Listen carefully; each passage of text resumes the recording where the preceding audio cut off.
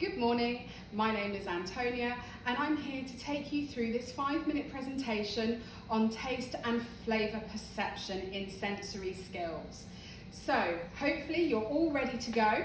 You have a bag of Skittles for a little test we're going to do shortly, and you also have a handout I've provided that has areas for notes on what we discuss, a few questions to help you remember what we discussed in the presentation. So this is for your use. Let's get started. When we look at sensory, my favourite subject I might add, it's understanding coffee's flavour, and it stems from its complexity. So we need to break it down, and we're going to start with taste. Our taste is our gustatory sensation, or gustation as we call it, which is the perception in the mouth. On our mouth, focus on our tongue, we have lots of little bumps on our tongue which are called papillae. Papillae contains several taste buds. This also has gustatory cells with nerve endings that send signals to the brain to understand what we are perceiving. So there are 5 basic sensations: salt, sweet, bitter, acidity, also called sour, and umami, which is the representation of savoury. A great test to help us perceive and understand what's going on in the mouth is our little Skittle test that we are going to do.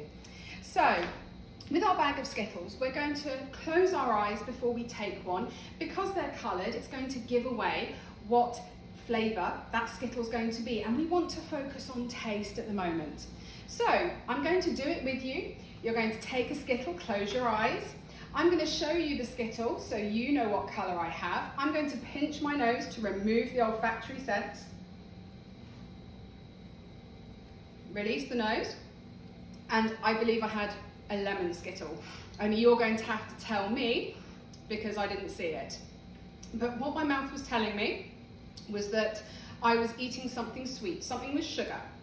This was my gustatory perception. And it leads quite nicely when we release our nose to how our aroma can help us perceive flavour. So, what is aroma? This is called our olfactory sensation. And it breaks up into 2. We have retronasal, which makes up for 70% breathing in and out and swallowing. So it goes into the olfactory tract and olfactory epithelium. And orthonasal, which is breathing through the mouth, which makes up for the remaining 30%.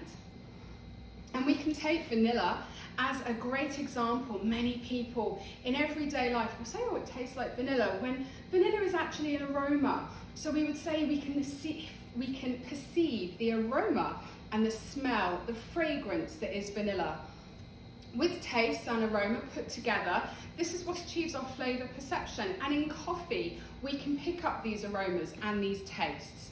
When we look at taste, very briefly, in recapping, the most 2 sensations for taste that are most dominant in coffee are bitter and sour, but sweet also plays a part too. Pair that together with the aroma sensation, and we're going to see flavour. We can also use Le Nez de Café, which is this box here. Le Nez de Café is 36 aromas bottled to help you perceive the aromas we can find in coffee, and it's a great tool in starting your sensory journey. So, what is flavour?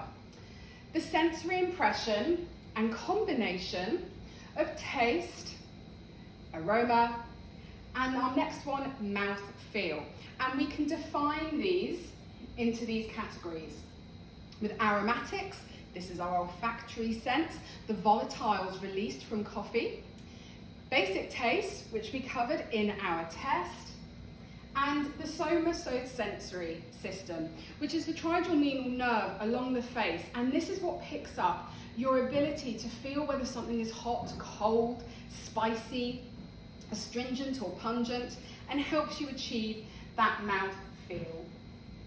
Now, as we move forward, I've also included in your handout a copy of the flavour wheel, something as a pre-reading to help you through the next stages as you move forward with your sensory journey.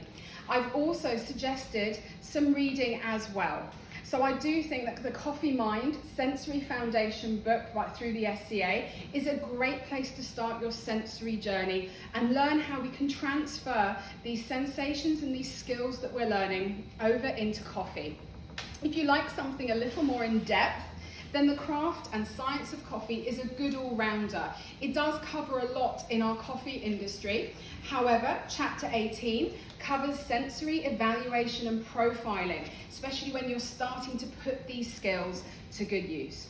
I hope you enjoyed, and I'm going to open the floor now to questions.